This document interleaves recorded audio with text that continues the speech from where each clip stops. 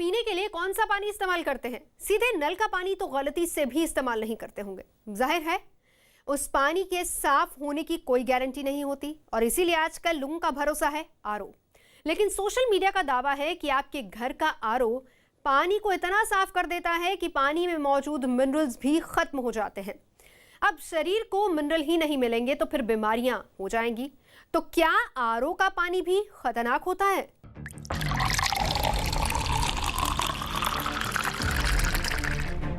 जल ही जीवन है और पानी आरओ का हो तो जैसे अमृत है। विज्ञापन तो आपको यही बताते हैं, लेकिन सोशल मीडिया का दावा है कि हकीकत कुछ और ही है। ये वायरल वीडियो कह रहा है कि आरओ का पानी आपकी सिर्फ प्यास ही बुझा सकता है, आपके शरीर को जरूरी पोषण नहीं दे सकता। ये दावा भी हवाई नहीं है, बल्कि बाकायदा एक्सपेरिमेंट करके ये साबित करने की कोशिश की जा रही है। जो सिंपल पानी है उसके अंदर मिनरल्स हैं, उसके कारण ही हमारे बल्ब जग रहा है।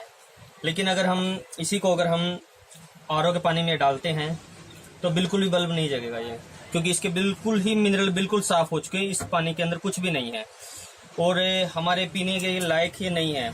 दूध से बल्ब जल गया, गोमूत्र से बल्ब जल गया,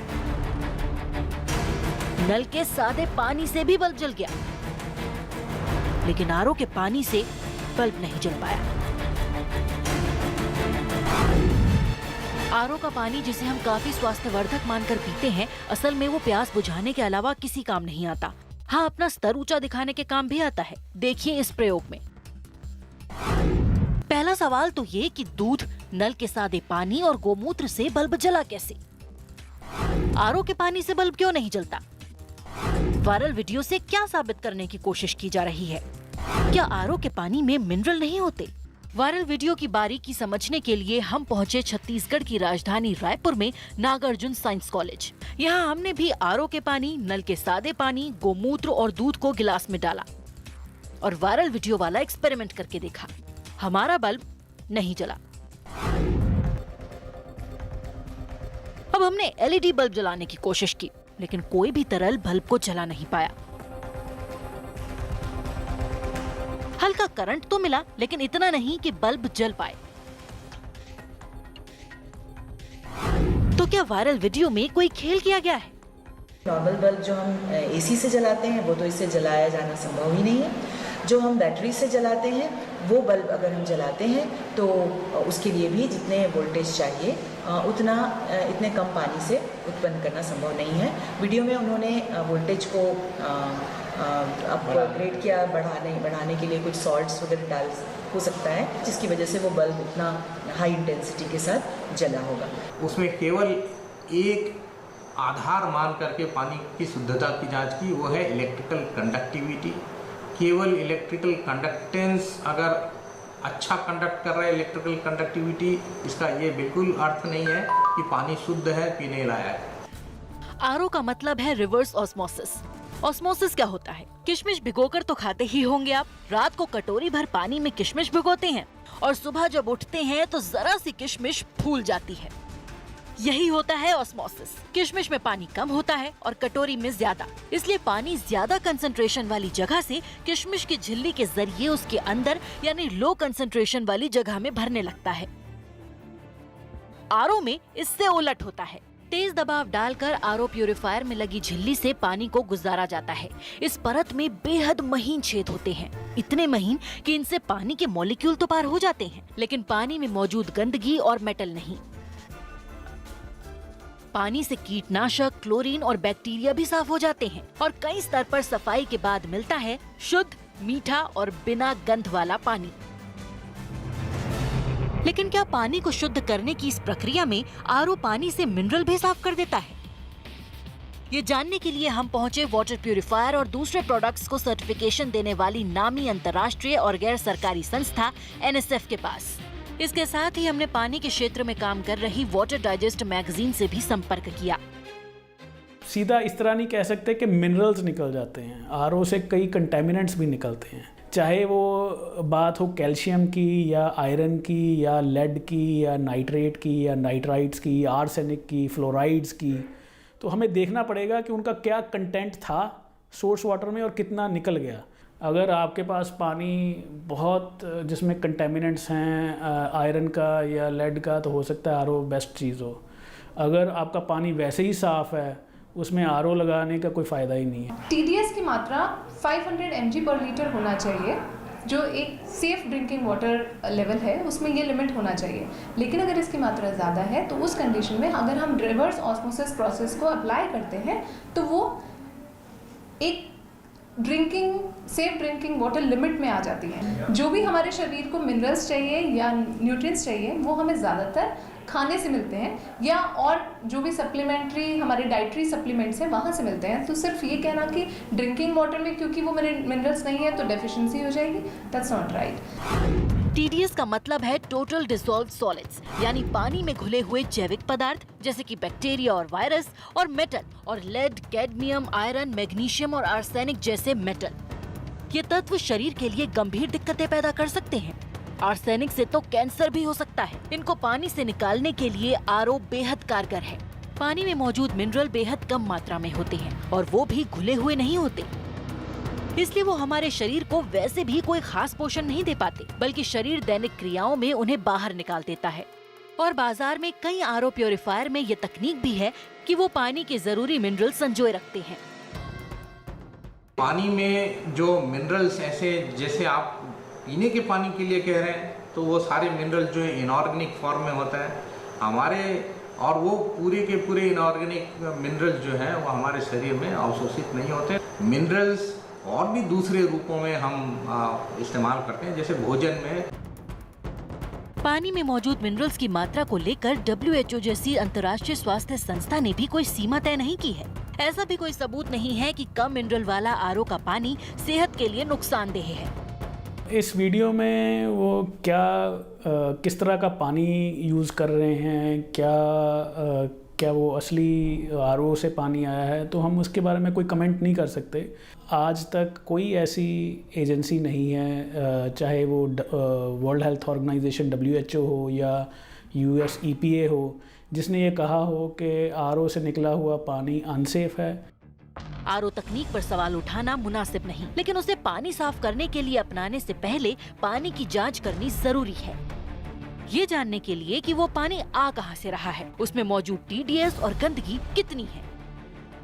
न्यूज़ 18 इंडिया की पड़ताल में वायरल खबर गलत साबित हुई है। चिकन के शौकीनों की कोई गिनती नहीं है, लोग खूब चाव से खाते हैं, लेकिन सोशल मीडिया पर आजकल आपकी रसोई में पकने वाले चिकन की ऐसी बदरंग तस्वीर वायरल हो रही है कि आगे से चिकन खाना तो दूर, आपको चिकन के नाम तक से नफरत हो जाएगी।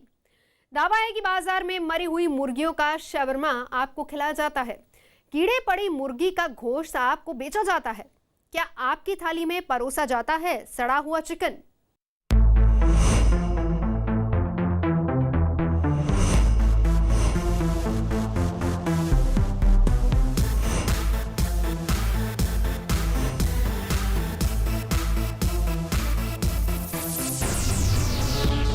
जब चिकन बना हो तो मुंह से ना कैसे निकले। इस लजीज डिश को देखकर मुंह में पानी आने लगता है, और फिर पेट पूजा तो बनती है।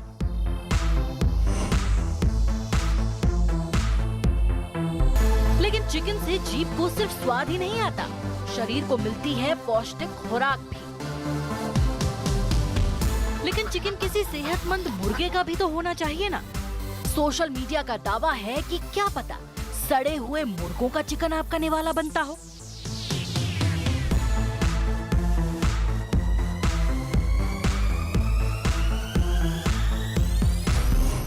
आपने अपने चिकन पर कभी गौर किया है, कहीं ये कीड़े तो नहीं होते उसमें? हम चिकन लेके आए थे बनाने के लिए, हमने बनाया, इसमें बनाने के बाद जैसे सर्व करा, इसमें बहुत सारे कीड़े अपने आप हमें दिखने लगे। या फिर कहीं आपको इस मुर्गे का चिकन तो नहीं खिलाया जाता? मगर ये तो फिर भी जिंदा मुर्गा है, थोड़े से कीड़े ही तो लगे हैं। कम से कम मुर्दा मुर्गियां तो आपको नहीं खिलाई गई ना। यहाँ तो पूरी गाड़ी मरी हुई मुर्गियों से बिकने के लिए तैयार खड़ी है। ये मुर्गियाँ सारी मरी हुई हैं और ये इसी तरह ही बिक जाती हैं। शवारमे वाले खाते हैं।